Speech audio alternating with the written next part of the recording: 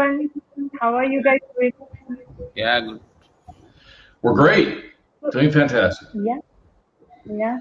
So I'm gonna briefly introduce all of you first, and then we can start with the questions that we have, and then we can take these audience questions. So today, here with me, we have Martin Hall, who is a visual effects supervisor on set, as well as a post supervisor. He's working currently on Bird Box 2 and also just finished another Amazon series. And he is a visual effects supervisor for all things visual effects on set, like including virtual production as well as anything that is green screen or traditional media. We have Pawan Balgam with us. He is also visual effects supervisor and runs his own visual effects company in London. And we have Anil Padudu.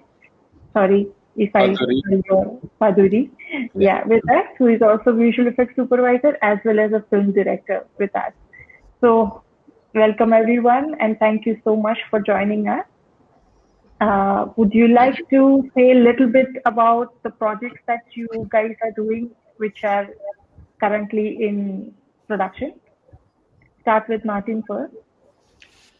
Oh, yes, as your introduction has indicated, yes, I'm currently on a Netflix feature, the next installment of Bird Box with a local team here in Barcelona, Spain, with U.S. producers of the original project as well. So local resources here in Spain, plus the original production creative team there. So working on this over the next year, and just started production this week, and slated to be done in a year from now. So a project pretty big in scope, but hopefully accessible.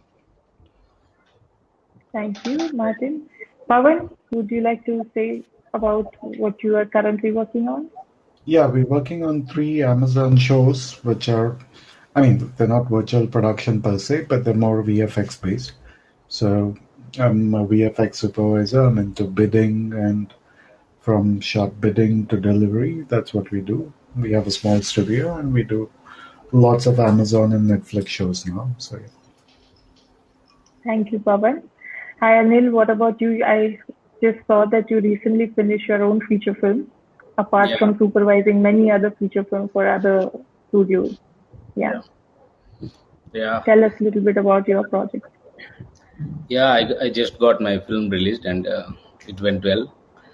And right now I am working on Liger. It's a pan-India project. And I am working on one Bimbisara periodic film, which has a lot of virtual kind of stats and stuff. And I'm on previews of Janaganamana.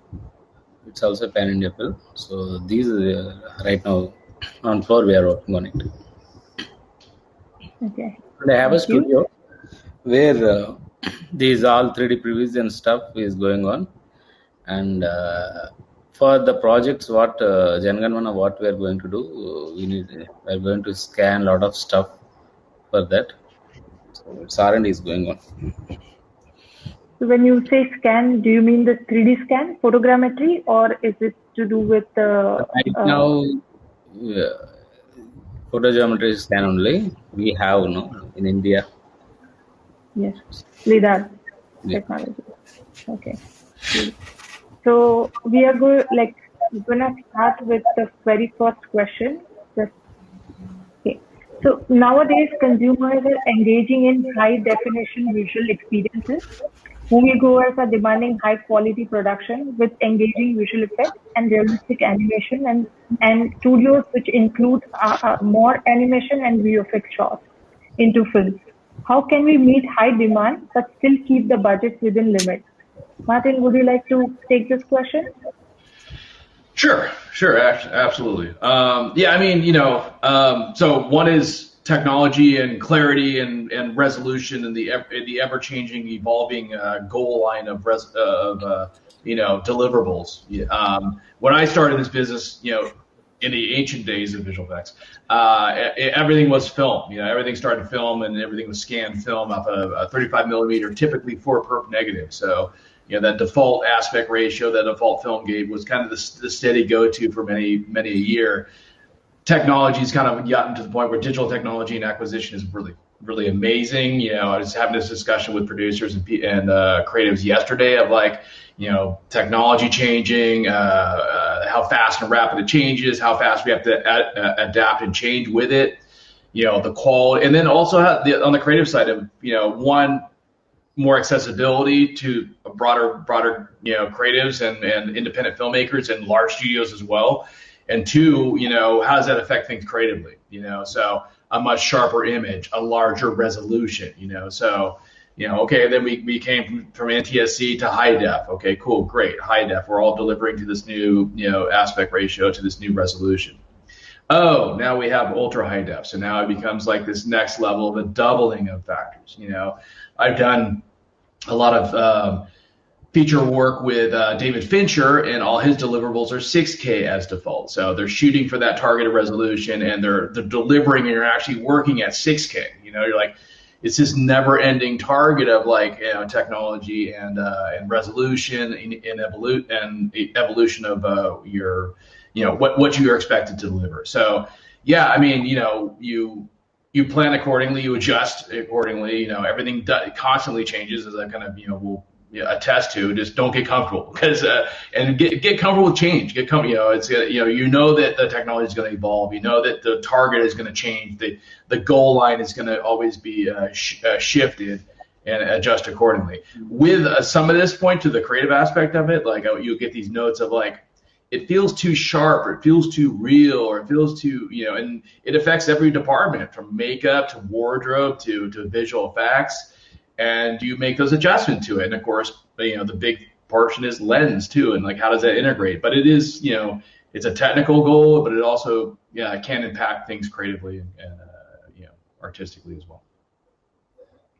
Okay. Pawan, would you like to add on to that? Like, how does it affect budget for the visual effects, like from studio point of view, production, well, now the studio point of view, how does it affect? Yeah, I think what Martin said is very correct. Everything depends on what is your final outgoing in terms of resolution. All these things matter a lot. So I think the most basic thing comes from breaking down the script. That is the most important thing before we even go into production and plan photogrammetry, LiDARs, and all these things.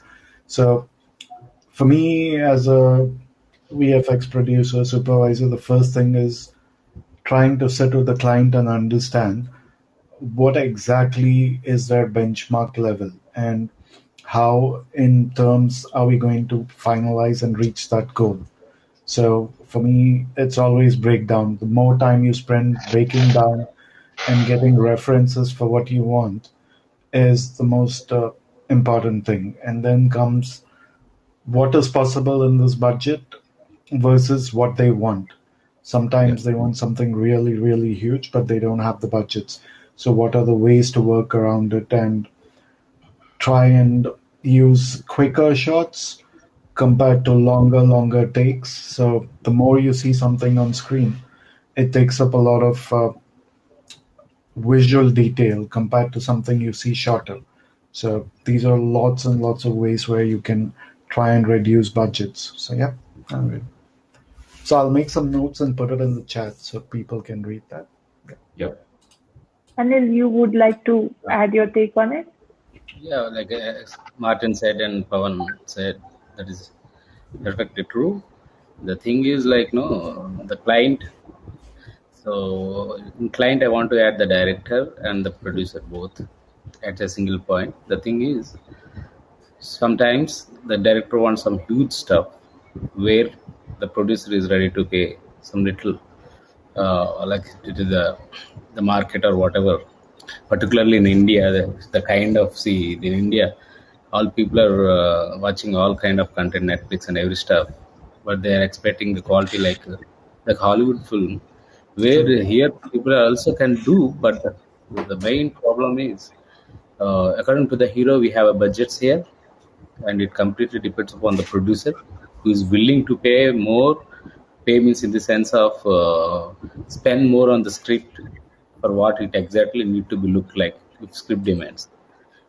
As Pawan said, so what is what they are expecting versus reality, what they are going to do. So these kind of challenges are there here, and as he said, the solution, the faster, quicker shots, and the episode length they can reduce it, and they have to be ready for it. If they have to understand that, it's a very important thing. They have to understand that the director and the producer, and they have to come. They also should work on reverse engineering, and they have to come with some. Okay, they can come to a certain point where this 5-minute sequence I can go with the 2 minutes one, like that we can. But without those budgets, what basic is needed, we cannot match it, because the approach, according to budget only, we will start from the starting step. Once we know, not exactly, but at least once we know this is the frame, this is the end product we are looking, and this is what we are going to get. So according to the technicians on the shot, or everything will change.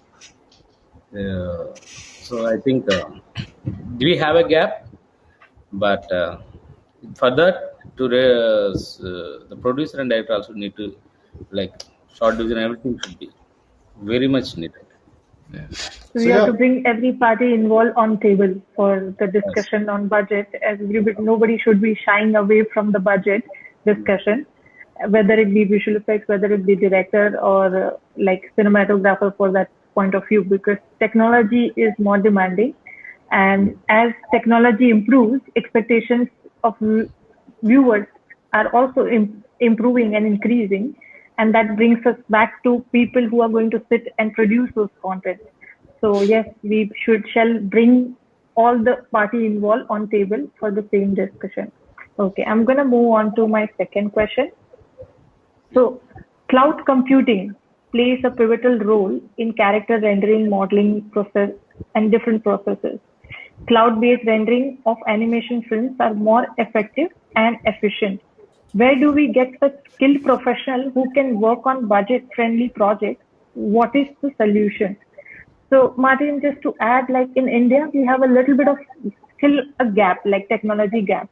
Like while we are adapting fast, we still are lacking on certain things due to our infrastructure alone point of view. Like, for example, if we as a studio want to send out certain things for rendering, or even if you want to use a cloud-based computer on set, like, to log into our studio system, it's a little bit limited. So this particular question is related to that. So I would like to know your point of view first, since you are working mostly on our contents which are using a lot more technology, and then we can go back to our Indian side of it. Sure. Well, I mean, if it's relative to me, I think so. I mean, the good news is yes, it's technology. Well, again, back to the constantly evolving. I'll get my head into and start getting my hands onto more real-time-ish technologies of render engines of Redshift, and the render times are much faster and it's more GPU centric, and it's a quicker render versus some other technologies. And again, I think you're seeing the industry kind of change is more speed, time is money, and the performance we want as artists and kind of see instant feedback is better and quicker. So I think you're seeing the shift towards GPU centric rendering technologies, and even obviously game engines, which is going to kind of turn everything a little bit upside down to a certain degree. It becomes a relearning of the whole process, but I think it holds a huge amount of promise. I mean, we're just kind of at this point for us as artists and supervisors, it's we're learning our real-time technologies, but then it's like, okay, great, this is what I can achieve for heavier CG renders, for character work, for fully animated projects or presentations. And now we're seeing more game-centric projects as well. I did a very fun indie feature about kid gamers, and it was like, okay, I need to do kid gamer stuff. Let's get into game engine technologies. And it was a great learning experience for me as well. Of I'm used to classic old school visual effects and going through a traditional pipeline of Maya, Houdini, building out assets and using more V-Ray, Arnold render engines. and then like, okay, what does a game engine have to offer for me? So there's some things that work out well, some things that I'd love to do in a more traditional pipeline, and really kind of deep dive into that. And really, it's going to be interesting to see how, we're doing a lot. I've done a fair amount of it. I've done virtual production for Perry Mason. We've done it in. For the Lakers project for HBO as well, we've done it. I have many of my peers reaching out to me saying, hey, who do I go to? Who do I talk to? How do we do it? It's going to be radically different. It's like a paradigm of like everything is going to happen to post, fix it to post, back to like a classic traditional Hollywood, presentation of like, it really becomes us as digital creators working in the front end, like a set designer would. This is the environment I intend to see, and kind of reworking in your head, taking all those conversations into pre-production to go, I'm spending all my time up front to get it right and done and build all the assets and present the world I want to see. Is there real-time dynamics in it? Is there mist, smoke, waterfalls, clouds, etc. happening in it that are performing in real time? I'm spending all that time up front, and I'm gaining not this render engine technology back, on the back end of it. And there's pluses and minuses to that storytelling. I'm having this conversation literally right now of like, I want that. It's going to be good and great. And it's going to look great. Concern with creatives is performance based. Like it's like there's some performance moments that, choreography, real-time performance, syncing up. And so it becomes those conversations now of like, we're not bearing all the post in render, relying and leaning into a render farm solutions, which by all means, cloud computing is the way to go. It's fantastic. It's great. I like currently we use a lot of Deadline as a solution. Amazon is, and I have a lot of friends, peers who are working with that for artist relationships for us. Goofy artist type to kind of communicate with render solutions like Amazon's presenting with Deadline. It works great, or cloud computing also works out fantastic with multiple different artists all over different time zones. I've got artists I've worked with all over the world. It's the cool thing about like render farm solutions on the cloud, or even just artists from all over the world being able to collaborate in one cohesive whole. Is I can tap into anyone who's passionate about what they're doing well, or just really noted for doing one thing specifically. And it's been like, I'll go through this a bigger thing. The upside of COVID is that everyone's stuck in their boxes, or have been largely. I mean, I've been on set throughout the whole thing, but for the most part, everybody on the artist team have been in their own little cubby of the world. And it's like, hey, is that radically different for us? No, we're spending a lot of time at computers. The cool thing is, we're all able to share this technology. We're all able to communicate across different time zones. I have artists, in Japan, and in Vancouver, in Montreal, in the States, you put together the right team, and it offers like a fantastic opportunity for us just to find the right artists, the right people who are passionate about what they're doing, and put them together as one collaborative effort. Like the solution we're doing right now, it's a matter of communication. Can we communicate together correctly? Can we get all that flow of information correctly and stuff like that? The tool sets are here. They have been here for many years. Other companies have kind of leaned into it. The one silver lining of COVID has been this. It's been like opening up a whole world, forcing us to do it this way.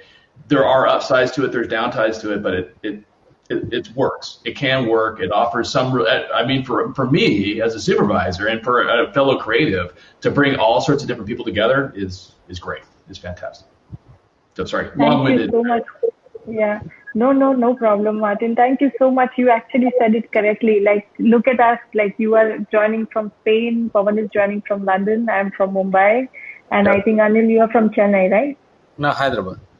Hyderabad, yeah. That is like 4 different places we are doing this presentation, and I am sure our audiences are joining from all around India as well as outside.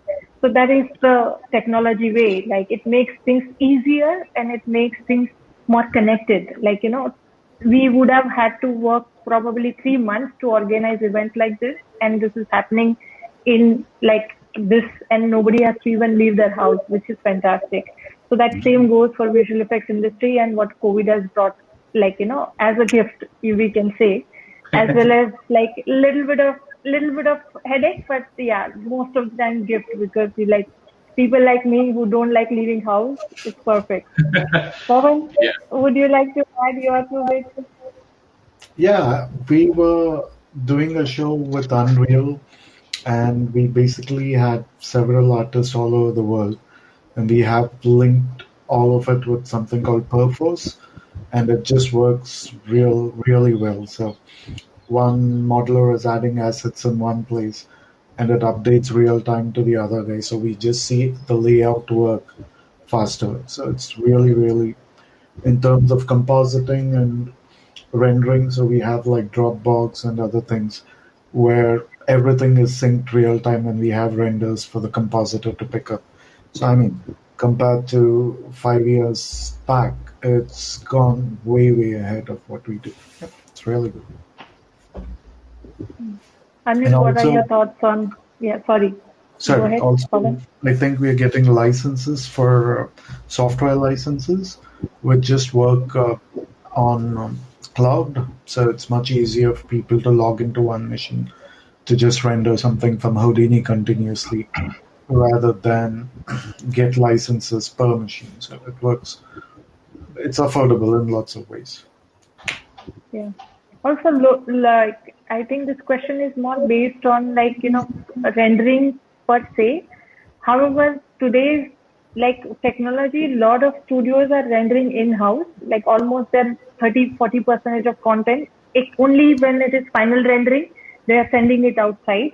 But in-house, any simulation, whether it be Houdini or whether it be because of the cloud computing, it's possible that we are literally giving that access to artists to set up their file and rendering directly on the cloud machine rather than sending it out to third party renderers who will render it again on the cloud on your behalf. Yeah. Anil, would you like to add a little bit on this Yeah, part? yeah, like so obviously, usually in my studio I usually render myself, but to the major files or bigger simulations, the final file only I'm going to give it. But as the question says, like how much it is useful, that is the cloud computing is the, I think for bigger projects and bigger shots and bigger simulations, definitely Uh, anybody need to have to depend on it. Pawan, you're saying something? yeah, I was going to add after you finish. Sorry. Yeah. So yeah, that's what, and what Pawan said and you said, like any software license, everything become like easier only, whether it is India and abroad, whatever. It's very must for a studio to do some stuff at least in cloud render. The thing is like, if some uh, projects rush immediately or something, so that would be very useful. So once the pipeline is set for your studio and cloud running, so it will be very useful. That's what. Pawan, you can carry on. Perfect. Yeah, Yeah, there was Pawan, a please. show where we did like huge simulations, and those simulations would take like 48 hours to 72 hours just to simulate like 30 frames.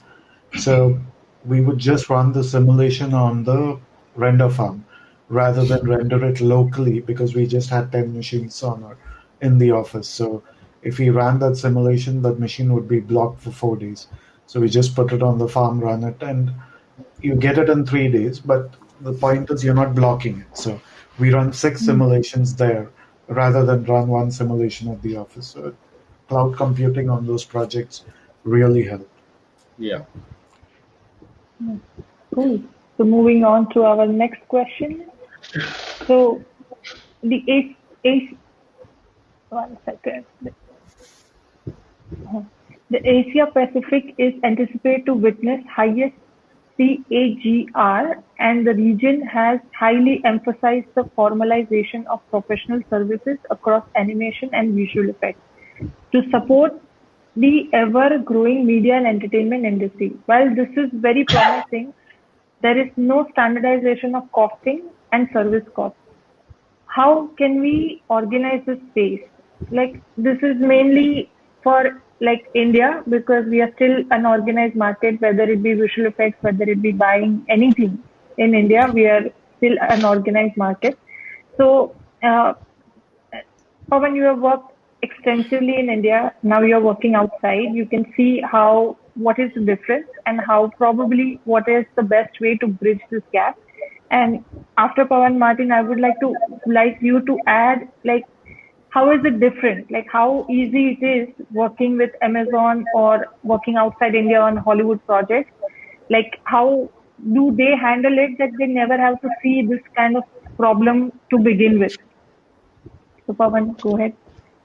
Yeah, I think when it comes to production in India, what happens is mostly the producers don't come to you at the correct time. They come to you and they just tell you they want this, this, and several other things added to the picture. So that comes to the thing of you don't have enough time to plan an entire project.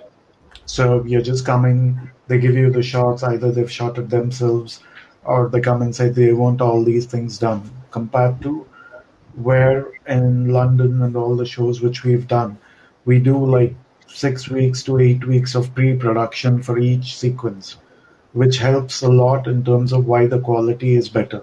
So coming back to how it works, the costing also, like for example, the costing for artists in India is completely different from here.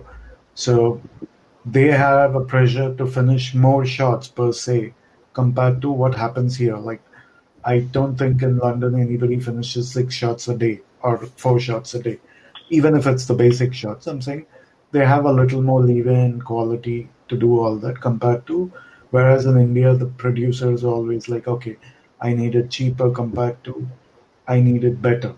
So there's a little understanding which the producers there have to understand compared to how it works here. Okay. Martin, from your side, how does it work?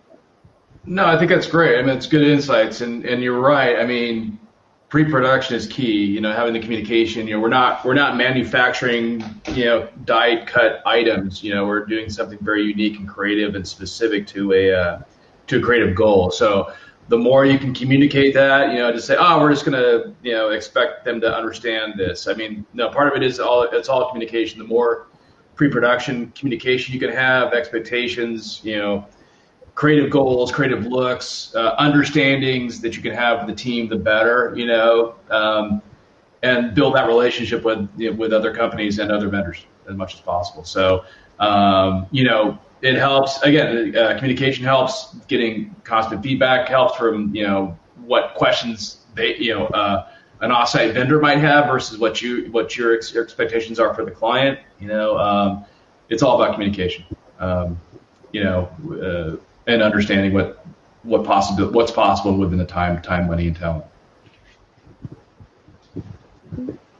And Anil, I have same question but slightly different for you, because like you have been on both sides, right? You have been a director, and which also means that you have to decide, okay, this is the money I have been given and these are the choices that my producer will have to make.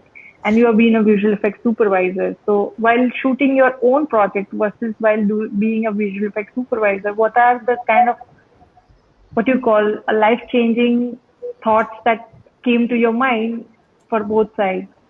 Yeah. See, I need to speak something really here. The best move what I made is I avoided VFX in my film unless it is very important. See, that is the best, because as I am a VFX supervisor, I avoided it. The thing is, like, yeah. No. It's funny because I'm the same way too. Like anything I'm producing or directing on, it's just like, can we not do visual effects, or can we do it an easier or better way? Yeah, I want to make a point here. The way I did this thing is, my script has an advantage where I can keep it. I can show you this way or that way. I choose this way because it's my debut film and I have a budget limitation. And if the same thing, if I am not the director and someone is the director, and if I say the same thing to him, but you go this way, they won't understand. They'll feel like I am restricting them. Here comes to the India or whatever, according to the project or whatever. So the question is about the standardization. The thing is like here the people as they come in the last move, they will say, okay, I have this sequence, you need to execute. My release date is on so and so date. before they approach the CG studio, they will announce the release date. That is the major problem here. And I feel like the work doesn't have any respect. Not about all. What I'm saying is, it also need to be considered before taking a decision of release or whatever. If in that case you need to increase the team, CGI team or whatever, anything with a CG person or the CG studio, you need to take care. We have to speak with him and take a decision. In India, a lot of projects, big projects also come out with a little some sequences at least with okay output. Why? Because just because of this negligency, announcing the date because we have a date, we have a gap there, we need to release the film. So little quality is okay, also we can go. I think this gap is there, and this gap will be there unless they understand that this craft is very important. They need to approach earlier, like how you approach to the hero or the music director or whoever. Let them explain your script, get a quote, take a call, and according to that need to go. So why I'm saying like this thing is, as a supervisor, I see like earlier in Bollywood or whatever, the projects were everywhere. The problem is the same thing here. At least this can be solved. The standardization will come only when at least you approach earlier. Forget about the money at least, because here people will come on the DA table. We will get a lot of CG shots. Once the payment is, budgeting is also done, the DOP will say something, new shots or whatever, but the deadline will be the same, the release date will be anywhere, it will be same thing. But I think these should be considered. I think this stuff is not considered just because they think that it is a simple job. It's not that. So to add to that, Anil, is it because maybe we are little more like, for example, if in India today we have Netflix production, Amazon production, and since they are more open to these kind of conversation, maybe things, if it is taken to that level instead of like, because whenever it is left on to us and the people who have been doing for last 50 years, it will always be a question of, okay, like earlier I only spent this much money, so why should I increase it? And versus like today, all the OTT platforms are actually coming and saying, no problem, go ahead, spend more money, but make sure the look is not compromised. So do you think that should help eventually, like when they're bringing their experience of working outside India into India and probably helping us in a way to have that conversation going with the director as well as a visual effects studio? As I said, that conversation should happen, and from there they need to have a plan and they need to execute it. And nowadays, as OTTs, Netflix projects also been in some projects we are doing here in India. So we have such kind of discussions for these projects. I am saying about the Indian local market because I want to say that point. So that they will, why India, some projects we are not able to execute. The thing is like, to execute a good stuff, all the team should be on same point. That is what we are missing here. That's what I want to say. Yeah, agreed. Okay, so moving on to our next question. Okay, developments of numerous training programs, softwares, e-learning platforms employing simulated information and videos in the curriculum of this region is expected to drive considerable growth in the education and academics industry.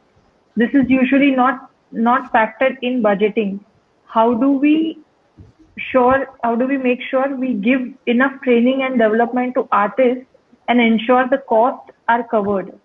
This is actually more to do with our previous question, like how do we make sure that in India, all these gaps that we see, like we will not face this thing outside India, probably Martin can add to that, is because I have that feeling that outside India, training is done by a professional university. Like there are a lot of visual effects establish universities and schools, which we are lacking in India. And the ones that we have are more of institutes and not universities. Difference is evident in a different way, but because today a lot of institutes are also doing really well. For example, Unreal themselves have set up multiple training centers, which are focused training centers, and artists are also getting benefit from that, like they're getting trained faster. So bringing back that to our original question of budgeting, like if we have to train the talent on the job, how do we make sure those costs are covered? Because technology is ever changing, and whatever artists that we will get in India, or software operating people that we will get in India, we will have to invest in training. And that also comes down to budget of visual effects movies, because every show will require a certain amount of training of existing artists. So how do we, in general, overall, make sure that this kind of costs are covered? Like studios are given enough time to make this adjustment. Martin, would you like to start with how do you get it right outside, and how do we follow that so that we can get it right in India? Yeah, it's an interesting question. I mean, because I think ultimately the old paradigm of the big visual effects houses in Los Angeles certainly was always this. Your budget, you're putting in certainly some of the budget, knowing that like the tools are proprietary, so you have to really train every artist coming in. So rhythm and hues, early days of ILM, like a lot of places had their own proprietary software out of the box. Digital Domain as well, with the birth of Nuke there, and some of their proprietary tools there was all in-house. So you literally had to train people kind of coming in out of the gate. Now, to that point, I am part of the educational system. I'm part of the Los Angeles-based Visual Effects Society and educational committees, and kind of contribute back in there. I'm also an instructor at Nolan in Hollywood, which is a big player in the industry of visual effects and artistry. And the cool thing about that is I've seen and met and worked with artists from all around the world. The cool thing is they all come to one cohesive place, and they learn from everyone else, and they kind of gain from their all skill sets. Now, I'd say it's not the only path. A more rigid constructed educational system. It's probably more incumbent upon us, myself certainly included, to constantly re-educate myself, even as an old dude working in visual effects. It's just like old dog has to learn new tricks constantly. You gotta know how things are changing, how the technology is changing, how things can be done cheaper or better, or tool sets that your artists are using that you've never seen or worked with, and ask questions about it, and sit down with tutorials and do it yourself and kind of get your head around it. So it's not so one thing is obviously a more a presentation or educational structure that can help people kind of get a good core foundation. I think that's the biggest thing if you're coming to it from the outside, is there is a good foundational starting point that can be offered in educational institutions. And there are certainly more niche technologies. I think like even coming to it from an educator is like, it's constantly changing. So you're like, this is what I'm teaching, but now it's changing. This is a different skill set. This is a different module. This is a different node. There's different technologies will change all the time. So to a certain degree, I always tell my students, you're here to learn how to learn, versus like version 8 of Nuke, version 13 of Nuke, and the 2022 version of Maya, great, whatever. What is that? At some point it becomes adapting your understanding of what that tool does for you. And it gets a lot easier. The good news is, and of course it's kind of daunting at the starting point, but getting these core foundations down, understanding the larger picture methodology of what it's offering you as an artist, or ways that you can work and how beneficial that is, or how things do commonly go together mathematically and technically and creatively. Getting those core foundations down, and then being like, okay, cool, how does this serve me as an artist? How does this serve me as a creator? Like once you get over those, like, oh God, it's so technical. And I get this all the time from people like, like really talented artists, like they come to it from different skill sets. Like I spend all my time doing After Effects or something like that, but I need to kind of, broaden my skill set to a different tool set. the artistry is there. A lot of times it's like getting people to not be afraid of it, to try to get comfortable with it, to try to embrace it a bit, certainly a bit. And yeah, so, to this point, I mean, one of the huge upsides of technology and culture around the planet in general is a lot of people are willing to share information on education, tutorials. There's a lot of free information out there. There's a lot of people discussing in common social media platforms and things like pluses and minuses about that. Is like people want to talk about problems. People want to figure out creative solutions or talk about, hey, how cool am I because I did this one thing. That's great, but it also can offer you like, hey, I didn't really think about it that way. That's a really good idea, and I want to kind of think about that, incorporate that in what my current project is, or my current technical challenges. So there's a lot of free information going along here. I know I think the great thing about this is that we're all largely in the same boat, creatively and technically, and people are willing to share, what worked for them with other artists, vendors, companies. So certainly, we're all kind of, we're all a little bit competitive here, but there is a lot of community sharing of information, sharing of different solutions. Even today, I was getting some feedback from different people having common problems, like, hey, that applies to me in this current project. Like I want to pay attention to that. So one is there's a great institutional structure in a lot of situations around the world, different schools, different universities. The challenge of that is how do they stay relevant? How do they stay current? How do they keep evolving and keep changing their technology? It's like, okay, we're teaching this one thing. It changes all the time. The same is true of us as artists. We got to just keep thinking about things are changing. What is it that I need to know to evolve my own skill set too? So it's just incumbent upon us also to kind of keep going that, hey, you know what? There's stuff that I haven't tried. I might be afraid of it, but I should try it. I should get my head around it. At least I should get comfortable with it, So there's a lot to unpack there, but yeah. But again, it's the cool thing is, I think as a creator, you get positive reinforcement. It's like, hey, this is cool. This is making my job easier. I can, be more creative. I can hit deadlines, or I can, even if you're your own creator, if you're your own director, your own project, like, this is cool. It's like, it's hard. It's technical. It's whatever, I don't understand it now, but the reward is a great, a cool creative outcome idea. Sorry, go ahead. Yeah. No. Thank you, Martin. Yes, sure. That is like really well said. It's true. Like, don't be afraid to embrace technology, as well as don't be so afraid to reach out to people. Like anybody here in the audience listening, never be afraid. Like today's day and age, technology is so well organized that you can pretty much just send one message to someone that you like their work. You want to know how they did it, and probably they'll respond in a positive manner and tell you whatever limited time that they will have. They will definitely tell you, and if not, they'll guide you where to learn that tricks and techniques. So training, yes, is important. Technology is changing. What we learn in college and what we are doing today, it's completely different. Like we may know very basics of it. Like we learned Photoshop when it was like version probably 3 or 4, and right now we are in different version and doing completely different things. And those softwares, one software, once you know, all the other softwares are kind of similar. So never be afraid, embrace technology, talk to your mentors or talk to people whose work you like and take it from there.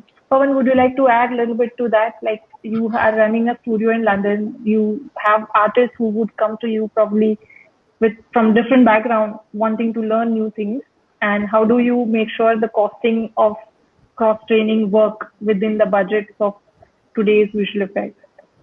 See, I think I've been doing this for like 20 plus years, and there's not a single day I can say that I've not spent 2-3 hours learning every day. So if you're an artist, you want to be in this business, you have to evolve every single day. It's not like I did a course, I learned something basic, and that is not going to give you an advantage over others. You have to be learning every day. Like this year, I started learning Unreal, and I got into the Epic thing. So there are like 1 million tutorials for every possible thing on YouTube. 1 million. So if you want to keep learning, you don't need to go ask people how to do this. Like, you can go on their YouTube channel, like Martin said, say, oh, I love this. You don't need to specifically search for people. There are people everywhere on YouTube. Just go ask them like, oh, I love this, comment and see what you can get. And if that person is too busy to help you, there are 20 more other places like Discord. There's like so many other portals just to learn things. So Yep.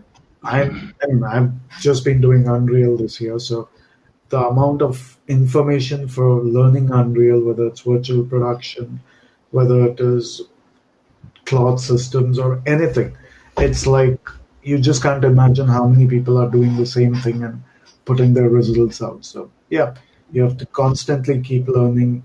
Your artists have to be motivated enough to keep learning. So these are all the things which we have to do to artists. If you don't motivate them and just tell them to do what they have been doing, they're not going to evolve. So maybe see what are their specialities. And another thing which I've noticed is everybody has become a generalist from being a specialist. So for some things like cloud simulations, you need specialists. A generalist is not able to do it because there's so much to learn inside and not just try and press buttons. So I'm a generalist in a lot of things, but I can't be a specialist in so many other things. So you need people who are really specialized to do those kinds of things compared to asking your in-house team person to say, okay, oh yeah, just open that software and try this. So it's a learning curve for every small thing. So yeah, I would say keep learning every day. Yeah, that's it. Thank you, Pawan. Anil, your thoughts on it? They said everything. Yeah, and I like what Pawan said. We need to motivate team to learn something, and then we should ask them. And it's a keep on learning process. Yeah. Adil, there is a chat question for you. So if you go to the chat. Yeah, I think I'll say it. So Anil, for you, as Okay. Anil Guru done many Telugu feature film as VFX supervisor, what are his challenges while shooting with big heroes and cinematographers? He's not going to So tell you. Don't challenges worry, with it. none of them are watching this. We can say.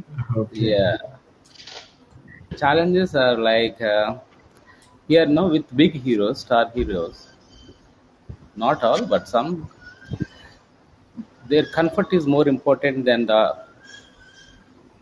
Output. keep the extra effort so that we can get those shot like this or something. We need to It's the same balance. here. It's the same here. So it's no different. Yeah, but see, here in India, it's a hero-driven industry. I think there also it's almost not It exactly, is. but I think yeah. And regarding DOPs, some DOPs are very good. They know VFX. They know what technology is about. They know the evolving technology. They are up to date. But some they follow the same loop what they learned at the earlier stage of when they become the cinema. In those cases we need to know. We need to make them educate, then implement. And shoot is a place where to execute, not educating. But there we need to educate and execute it in the shorter span, and that should be done very wisely so that no their ego is not hurt. And I Is think I challenging. think it's same everywhere in the world. Yeah, we'll ask Am I, Martin. am I correct? Yeah, of course. I think is that correct there? Payos? So Martin, brings us back to you.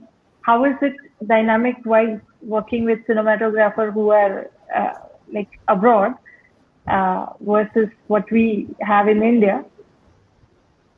Yeah, no, I mean, to that question, so a lot of my heroes are not like the stars and celebrities. I mean, I work with some fantastic actors, and they are great at really what their craft is. And sometimes our creative goals do merge and do blend together with visual effects and communicating with actors and all that fun stuff. But largely, my classic heroes are producers, are directors, are cinematographers. So I come from a much more of a visual presentation. But and I've worked with quote unquote named people. I've worked with David Fincher. I've worked with Clint Eastwood. I've worked with the big people. And like, okay, that may feel daunting, but you got to realize that you put yourself in their head, and their focus is specific to storytelling. you figure out how you serve that and communicate well with that common goal together. And you'll find that, I'll give Fisher as an example. It's just like, the cool thing about him, for example, is he's taking himself out of his head and saying, how do I convey this visually to the audience, and is the audience getting that? And not oddly enough, that's the same conversation that we as visual effects supervisors have of like, how am I telling that tale visually? So you're on the same wavelength. You're trying to get to it from different tool sets and different paint brushes, but you're figuring out you're on the same creative wavelength. How do you communicate? Hey, this is how we can get to that common goal together. So, you realize what they're trying to achieve and what you can bring to that storytelling process and work down that same common goal. And it is not as daunting as it would seem, And the same thing with and there is a little bit of back and forth of conversation. And don't feel that like, oh well, I'm a visual effects supervisor, I've got all the answers to it. I mean, a lot of times producers may say like, yes, you've got all the answers, figure it out and figure out and solve everyone else's problem in post. But the communication process becomes like, hey, what are you trying to achieve and how can we achieve this together? And in a lot of cases, it is just like kind of figuring out what they're trying to do. Like a lot of cases I just need to tell the story. I want to make sure the audience reads this. I want to see that there's perception as to this storytelling plot point. How do I do that visually? How do I help and serve this together? And, as part of it is communication. Like suggestions from where your standpoint is as a visual effects supervisor, and they're also going to have their same feedback of like, it's probably going to boil down to, I want to make sure it looks good and my story is told, and so that is their focus, and you're trying to get on the same path and same wavelength with them. But the cool thing is it's all visual storytelling. It's all, there's narrative involved, there's character performance with nuances of that, and there's nuances of dialogue, but it is a visual medium. So we are telling a same visual language of storytelling and performance and everything else that ties into it. So, it may seem daunting, but, the cool thing is we're all on the same wavelength, It's like we're all telling the same story. And like, no matter how, and there's a lot of things about egos and stuff like that, but really like some of the most awesome directors and cinematographers you ever want to work with, they're going to get down and dirty and get down there and fix stuff with their hands and, and not be pretentious and really speak the same language that you are on the same wavelength with. So it's great. It's like, okay, you might have hindrances or fear about, dealing with some personalities, but you're ultimately trying to achieve the same goal. And I've always found that, like, people like, oh my God, that's Vittorio Storaro. Oh my God, this, all these like classic heroes of cinema from around the world. And you're like, we're all speaking the same language. That's the good thing. That's the commonality. Yeah. That brings me to one of my personal questions, actually, to Marvin. Since you have worked with David Fincher, and I have only read articles on how he likes, what all things he likes, and I love his work. Like, I'm sure everybody does. He doesn't like too much visual effects. Like, he likes a lot of things as a practical, like, on set, whatever he could achieve on set, he would love to achieve it on set. And some of those things are easily doable in VFX. So what are the reasons? Like, why does he like to choose more practical effects versus visual effects? Is it a costing point of view, or is it a creative, and why? I think with him specifically, it's about control, and you want to, and it's not like a bad thing. It's not like, oh, I'm a control freak or something like that. It's just about controlling the pieces of your puzzle to tell a story. So for him, it's all about creative control. So like, if he could, and you hear this from DPs or DOPs who work with him, it's like, if he could, every shot would be motion control. It's just like camera operator, there's variance in human performances. They may adjust the headroom down here or whatever. The dolly might not hit the mark exactly right. It's all about control. And he really wants to focus in on all those pieces. He's very much a formalist filmmaker. Like, it's all about the structure. It's all about, composition, lighting, blocking, timing, all those things that kind of come into visual storytelling. So he wants to control those pieces of the puzzle, So if he can get it in camera, yes. The cool thing about, one of the interesting things about it is he is quite visual effects savvy, that he'll shoot it in a way that can offer him the control, even though he doesn't want it. Like, trust me, there's a lot of times he'll go in, and I've done shots just to enhance actors' performances and change timing of actors' performances with him. And like, so it will happen, but he'll shoot it in a way that offers him those variabilities and control in post if he needs it. So he'll try to get as much control as possible, try to get it all solved while on set, while shooting it. But he also will block and align and position shots and kind of work in ways that will offer him creative control in post too. So I think, and to his respect, I mean, I think he's thinking about it in terms of like what's the best, most effective storytelling way. And you'll see things that are like really ambitious shots, and you'll see things that are very, very simple. And you're like, wow, this is kind of a very locked down, quote unquote, boring kind of shot. But he structured it and blocked it and kind of, it designed the composition in a way that allows him to control in post and also tells the story effectively without being too heavy-handed. So it's interesting. He's an interesting study in like the very formless, nuts and bolts, very hands-on pieces of visual storytelling for film and TV. A lot of other directors are very much different, very much, a lot more looser in their style, less control to it, they're open to the magic or change that might happen. I mean, he's much more Hitchcock than he is, any other much more hands-off actor. Just let the performance happen. So it's just a different case scenario with him. And I think I do like it a lot.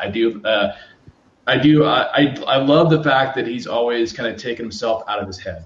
And that's also an important lesson for us as visual effects storytellers. Is like, I know what I know and see. There's times where you need to get away and ask other questions, like, what do you think? Ask other people in the room. What do you think of the shot? What's your perception of the shot? Or like, ask other artists you're working with, like, what would you change in this? How would you think it would make it feel better? Or do you agree with this note? This nuts and bolts stuff, like, does it look good? Does it look better? Do we need to change this? Color, light, value, size, etc. Like all those little, pieces of the puzzle. So there you go. Thank you. Yeah, that is a great answer, because I've always wondered why, like, when you can do so many other things, but yeah, like that makes sense. So this brings me back to my last question. We will go one by one. What are the top 5 things to get the VFX budget right? Like, 5 things that we have to always keep in mind while bidding or while accepting a bid or while like giving out for bids. I think breaking down the script is the most important thing, like scene by scene, shot by shot, and then what is the pipeline to create that kind of a shot, the design, the previs, all that matters. I mean, I can't say 5, but yeah, I would go somewhere there. Okay. The more you break down at the beginning, it's always the best. So if you delay that and say, okay, we'll create a pipeline, then come back to breaking it down, it doesn't work. So there's so many things like Martin was saying, and you were saying that you can shoot in camera. If it can be shot in camera without the need of VFX, you should try and make sure you don't do that. So. Yep. So Martin, top 5 pick. Same talk as in the budget. I mean, for me, it's like the most painful part of the process is breaking down budget and kind of figuring it out. But it is very important. It is a business, and I think the important things are you're right, Pavan. It's out of the gate. It's as much time in pre-production you can have these discussions, the better. And it really, like, it's funny on this particular project. It's been a lot of back and forth where, like, I'm kind of pushing shots away from us, and we're in a situation where, like, yeah, sure, we might make more money, but I think the final ultimate goal might be better spent by talking to production design and having them do a more creative in-camera solution thing. I think we're going to be seeing like this environment, for example, all the time. It's gonna every shot's a visual effects side. It's going to add up. It's just like, no, there is a better way. Production design is going to take part of that budget, and there is that back and forth balance of it, but I think it might be a better goal. But it becomes like, you figure out what the scope of it is. Again, it's constantly communicating with directors, producers, and kind of figure out the scope of what their expectations are. For this one's been a lot of back and forth between, like, stunts have to have this in order to effectively do it correctly, safely, and still get the best physical performance out of it. what can I do to support that in terms of visual effects? The same thing for production design. Hey, we can't lock down an entire city. What can production do to lock down some of it? What can production design do to hide certain parts of it? And you know what, by the way, what can cinematographers do? What can a DP do to say, like, if I come up a meter and tilt down 10 degrees, I might be able to save us, tens of thousands of dollars for each shot, So, the cool thing about it is there's always a creative solution around it. Certainly coming to us as directors and creative storytelling, there is always another solution that's still going to tell you a very similar way. In some cases, we literally have a shot that we're going back and forth with right now of like, this is a huge metropolitan area that does not want to shut down, and it's going to cost a lot of money to do it. What if, and usually this becomes for me, it's like, oh God, what if it's a big expensive visual effect? But what if it's like a different shot that we haven't thought about that actually is a lot cooler? It's like a really cool raking angle that we didn't really think about in pre-production. So I think one is to be flexible with things like the realities of production, is to figure out there's always a way to do something that will achieve a same or even better result than we thought about in pre-production or the early stages of it. It's like, so there is a bit of back and forth. Keep evolving it for as much time as you can before you pull the trigger and start shooting, and try to go through those calculations of like what's best served practically versus digitally, and again, try to figure out and make sure that you are going to serve the producers and directors and storytellers' vision as accurately as possible. There you go. Thank you. Anil, your thoughts? Yeah, same thing. Breakdowns, number of breakdowns, and previews for the main episodes, what exactly they are looking, and to reduce the complication of the shot according to the stuff, and what exactly the storyteller want to say, that what in the minimal way we can do, and the best output what we can give. The main thing is what exactly they want. We need to be keen, and we need to get from them. Spending some more time on it. That point. Yeah. That's the only way. Yeah, you can get all at a point. Yeah. To add a little bit to that point, I think the one confusing and difficult part that we have is a lot of times, like, even though it's a visual medium, some people don't know what they want until they see it. So it's that classic meme of like, yeah, just show me 50 different versions of something, So the more that you can kind of get into the head of what your expectations are, they might respond well to, So you have those conversations with like what kind of movies they like, what kind of visuals that they respond well to, what do they think sucks, what are things that they hate, and so some of that can kind of mediate a lot of that like guesswork too. So. If it's not you, it's like you're trying to get on the same page with them, kind of figure out what works for them, what works well for them. So have those conversations, see what they respond well to, see what they like as different similar comparable films and or presentations, and then present that kind of thing. Do simple iterations of like, what if we do it this way? What if it looks like this? So to a certain degree, previs can help, storyboards can help, look development and some of that mood pieces. Although you are incurring a cost, can really actually mitigate costs in the future if you get people to kind of quote unquote at least buy off on things or make sure that that's exactly the kind of the direction they want to go. So some of these things that sound like it's like that's kind of a waste of money, aren't we? We're going to do something completely different anyway as the final result. It's about that. It's helping to facilitate a common goal visually and see what they respond well to. So you're not burning those costs in post. You're not doing 50 different. Trust me, I worked with Aronofsky, so I know how this goes, right? So I did the most versions I ever did of any shot in my life is 150 plus versions of it for Dare. It doesn't go well. So you really want to have those communications, and really, hey, sometimes the studio is like, keep going. Here's another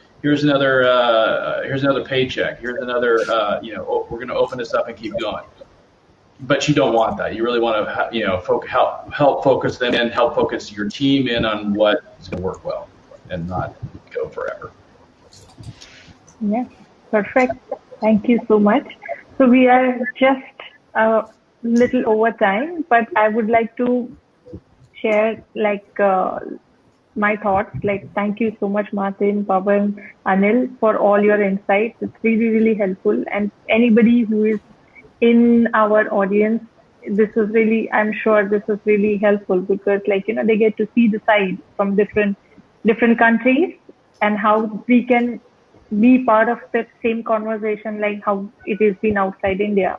Like, do you guys have questions for each other, or would you like to add or explore in any other question? For us? Yeah, I've been for on each both other. sides, so I can't think of what to ask. Maybe Anil and Martin can ask. Yeah. The thing is, like, no, it's for a kind of project I need to always do my R&D to get a good studio for such kind of work we are doing, where I can minimize the match the budget of the producer to that particular work. So it's a constant search process. Or once we have a tie-up with the studio, or we know the studio people, or we know the taste of their studio and what we communication is good, no, according to that we'll usually follow. And Martin, can you please regarding cloud computing? Yeah. So are those, we have some stuff, we have some in Bangalore, some in Mumbai, we have some services with that. But here Yep. those are also not that at mark, because as my inner renders are more faster than them, even though we took a lot of notes. But I think, are there any studios or service providers there where they are they can balance the Indian kind of market to market? Yeah, I mean, no, I mean, we kind of, there was a burgeoning starting point for this. I mean, there are companies that do all cloud solutions. Some of my friends from hardcore visual effects have kind of evolved into that or are kind of delving into that. And there's certainly companies we can kind of circle back to after this. But I think they offer solutions. Right now, it's pretty early in the technology. And I think, the whole nuts and bolts of producing, which maybe Papa could talk to a little bit more, is like the cost per render to spin up a machine. The cool thing is you can infinitely scale it up, right? So if a client says, hey, it needs to be done faster, you can scale up, right? If it has to have more calculations or be more difficult, you can scale up. Now with that is cost associated with it too. So, you would have to have that conversation with studios, where you are locally. So the good news is it's kind of cool. You can literally make your own virtual desktop, and I dabbled with it certainly the very early days of this COVID, hoo-ha, and we kind of got into it to a certain degree. It gets quite expensive at this point in time, but again, like all technologies, I think that cost per hour per artist is going to come down. Like we even look to it for Noman as a case scenario at the school I teach at in LA, in Los Angeles, Hollywood. It's like, okay, cool, we could do a virtual solution and spin this up. But it became like, the good thing you want is artists and brand new green artists like getting in and digging into the software and just spending as much time with it, stumbling through it, repairing and kind of figuring out things well. But of course, that's time. As a student in your youth, you have lots of time. That's the one expendable of that three-piece chart you can spend. Time. Now, with that, for a young artist, the cost goes up for a virtual solution, for a cloud solution. So in that case, with some of the younger artists, it's a little bit of a trade-off here. But I think for scalability, that's a good go-to. So I kind of like what Deadline is leveraging, and a lot of these technologies are leveraging to some of these bigger backbones to it. But the idea is that you got a good core team, you got people who know what they want to do. It's just a matter of getting more resources to it. So, getting access to hardware, getting access to more expensive software solutions. So it's more of a numbers game at this point of like, do I need to hit a deadline faster? Do I need bigger resources? Like your example of simulations, for example, is a good one too. Of like, we're going to dedicate a box just to sit there and grind to calculate by itself. Or even with some of the cooler technologies that that people are delving into too with artificial intelligence, it's going to be much more hardware centric. Can we do a deep pick? Yes. It's probably going to lock up a machine for at least maybe 2 days to start with. So some of the stuff, it's a numbers game of kind of figuring out what is positive and negative about it. But the good thing is it is scalable, it is affordable.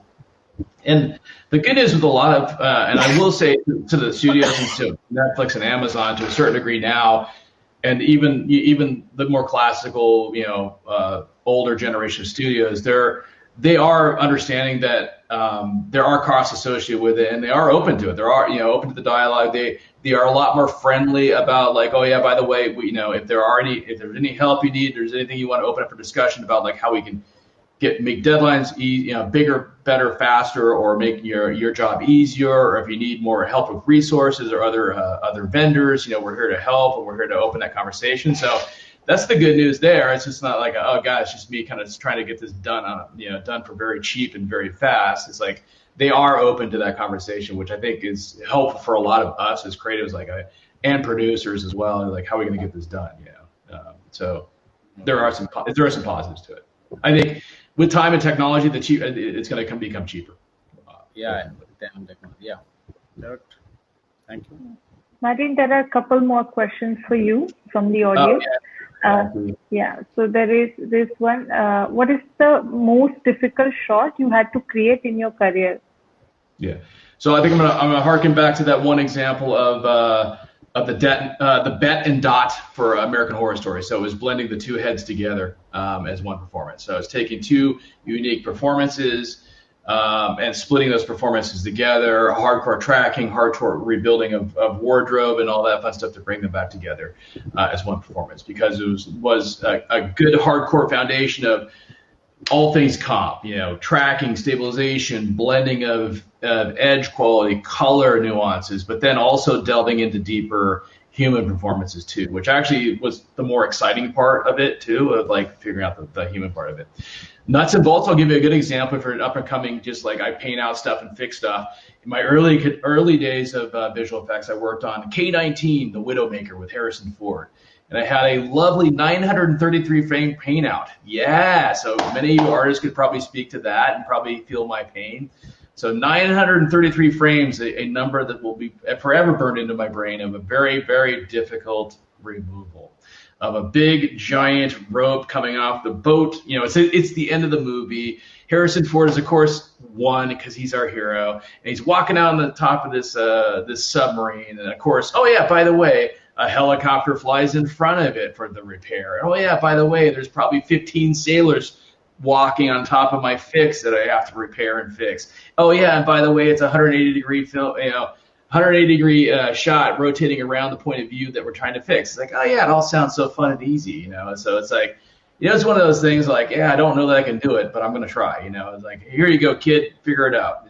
Give me at least 2 weeks, don't bug me with any of their shots, and let's just see what I can do, So even on a more hardcore nuts and bolts, like repair, fix it, oh, that's easy. You just erase it, right? You just paint it out. It's easy. It's like, it was a pain in the butt, man. It was like, reflectance angle of the metallic surfaces are changing, and so I'm animating color corrections and trying to fake reflections and all this stuff. It's like, yeah, it was a great educational process, and it was a painful one, but the cool thing is, hey, I got it. I ultimately got that thing done. It's like, oh yeah, just paint it or whatever, just erase it. It's like, no, it's hardcore work, and it does take a certain skill set, and a lot of that skill set is experience and then dedication and doing it and getting better and learning from it. So, like I'll teach it, very interesting, very simple, intro to wire removal 101 kind of stuff. And it's like, oh yeah, but it gets harder from here. So, all respect to all, the artists out there to get all that stuff done. So there's a lot of difficult shots like that, but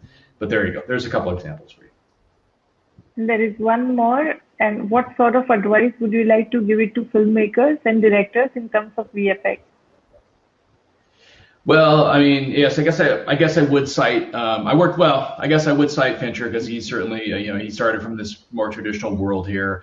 I've kind of worked with a little bit of Cameron. Obviously, he's very much a technocrat in terms of his artistry with him, and he actually does. He's really cool about pushing the envelope and kind of pushing things in a certain direction. I worked with Peter Jackson too. I got to work on Two Towers. That was fun. It was a fun experience. And he's certainly also a storyteller who embraces the technology with Weta and all that as well. So those are a couple of good heroes. I mean, ultimately the funny thing is, like, visual effects movies are great. I usually will tend to do something that's like fairly minimal on visual effects stuff. I mean, I'll watch a big, and I've worked on a few big budget Marvel projects. They're great, but it's all about storytelling. It's like at some point I was like, yeah, I'm just seeing a bunch of effects and those are cool and I respect it. I understand the pain associated with it, and the time, money, talent. This is it. But I think like the ones that really focus in on like it's intricate to storytelling or really to tell something in a new or different way, that's the kind of thing that really excites me a little bit more as a creative and visual effects soup. There is one more.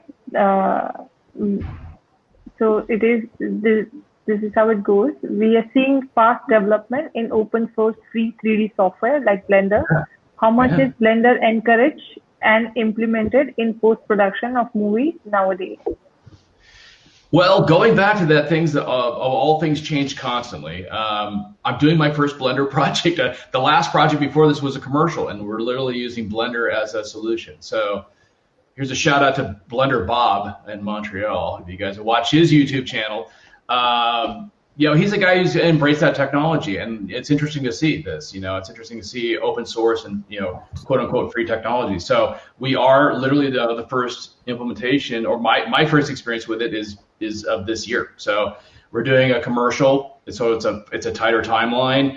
It's environment work, and so far I'm liking what I'm seeing. We're debugging a couple things of like compatibilities with different software packages and all that fun stuff, but no, and I think hey, shareware is great. I think I think it's going to great. I'll be curious to see. There is going to be some monetization, I'm sure of it. I know there's other vendors in terms of hardware and technology, and I think there's going to be bigger plays with this. But the short answer is, yeah. I mean, hey, it's working. I'm actually doing it, and again, like, hey, I'm out of my comfort zone. We're jumping into a new package. Let's hope it doesn't blow up. Now, my conversations with bigger effects companies and stuff like that I'm friends with and I've kind of gone up to the business with are like, we're kind of leery about jumping into it because, it's free and it's like, it's not, we don't have a contractual obligation to continue to support it. And if I delve into it too deep, am I going to be kind of, screwed? So there is some hesitation from established corporations and companies that are working in visual effects. And I understand that. It makes sense to me. It's like, what happens if it goes away? What happens if it gets bought out to another package? We've seen this with other bigger players like Apple kind of incorporate some software packages and kind of dissolve them. It can happen. So I see that as a big business piece of the puzzle. For us as indie or, big budget, great. Ourselves as indie creators, like, trust me, all my nerd friends, all my animator friends, everyone trying to tell our own stories of like, let's just make a cool project by ourselves. It's gold. It's like, hell yeah, let's just do it. We're not have to worry about software costs and stuff like that. It's really cool. I think it's promising. It's really great. If it does continue in a very positive path, I think you're going to see a lot more implementation of it in hardcore visual effects pipelines.